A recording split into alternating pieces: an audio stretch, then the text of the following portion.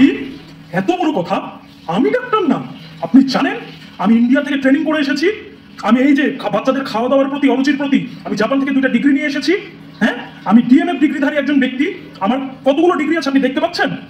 আমি ঢাকা মেডিকেল থেকে সিপিআর করেছি। আর কতগুলো ডিগ্রি আছে আপনি আমাকে বলছেন আমি ডাক্তার না?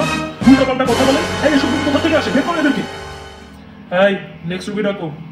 ডাক্তার আঙ্কেল, আমি না অনেকদিন ধরেই না কোনো কিছু খেয়ে না স্বাদ পাইতেছি না, কোনো রুচি নাই, আমার ক্ষুধা লাগে না, আমি কি করব বলেন তো?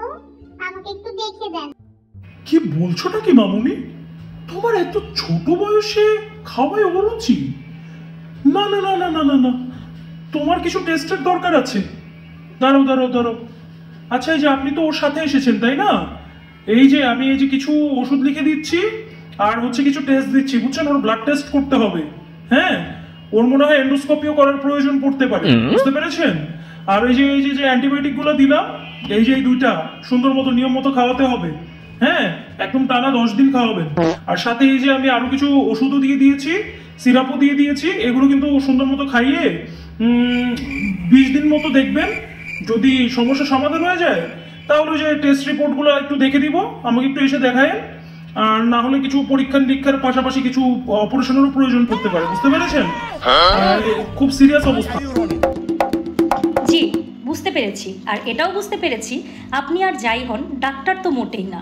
কারণ একজন রুগীর সামান্য একটা খাওয়ার অরুচির কথা শুনে আপনি যেভাবে একাধারসে অ্যান্টিবায়োটিক, বিভিন্ন ধরনের ব্যথার ওষুধ যেখানে তার কোনো ব্যথাই নেই, তার সাথে এতগুলো সিরাপ দিয়ে দিয়েছেন, আবার ব্লাড টেস্ট দিয়েছেন, এন্ডোস্কোপি করার পরামর্শ দিচ্ছেন, আবার বললেন কি সার্জারিও নাকি করতে হতে পারে। তো এটা থেকে তো বোঝাই যাচ্ছে আপনি নিজেই জানেন না তার কি রোগ হয়েছে, তার রোগই নির্ণয় করতে পারছেন না আপনি। আর তাছাড়া আমরা এখন আর সেই বলদটা নেই ডাক্তার সাহেব, ঠিক আছে? আমরাও এখন জানি যে এখন বিডিএস এবং এমবিবিএস ডিগ্রি ছাড়া কখনো আর যে কেউ যাই বলুক না কেন ডাক্তার হবে না। আপনার নামের কোনো জায়গাতে তো আমি এই ধরনের ডিগ্রি দেখলাম না। আর আপনার যোগ্যতা অনুযায়ী তো আপনার এমবিবিএস ডিগ্রি থাকার কথা ছিল, কিন্তু সেটাও তো আমি দেখতে পেলাম না। তাহলে আপনি কিভাবে ডাক্তার হলেন সেটা বলেন তো। কি এত বড় কথা? আমি ডাক্তার না? আপনি জানেন আমি ইন্ডিয়া থেকে ট্রেনিং করে এসেছি। আমি এই যে বাচ্চাদের খাওয়া দাওয়ার প্রতি অরুচির প্রতি আমি জাপান থেকে 2টা ডিগ্রি নিয়ে এসেছি। হ্যাঁ, আমি ডিএমএফ ডিগ্রিধারী একজন ব্যক্তি। আমার কতগুলো ডিগ্রি আছে আপনি দেখতে পাচ্ছেন? আমি ঢাকা মেডিকেল থেকে সিপিআর করেছি। আর কতগুলো ডিগ্রি আছে আপনি আমাকে বলছেন আমি ডাক্তার না? উল্টাপাল্টা কথা বলেন। এই এসব রোগী কোথা থেকে আসে? বের করো এদেরকে। জি, আমি 100% গ্যারান্টি দিয়ে বলতে পারি আপনি আর যাই হন মোটেও একজন ডাক্তার নন।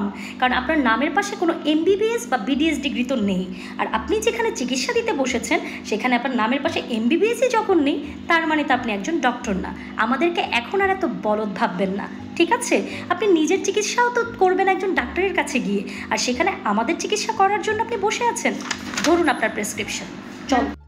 আল্লাহ বাঁচাইছে, আমি যে ডাক্তার না, এই যে আমার কিছু করে না, এটাই অনেক। এই নেক্সট রুগী ডাক দাও। আচ্ছা না থাক, আজকে ভারী শরীরটা ভালো লাগতেছে না, বাসায় চলে যাই।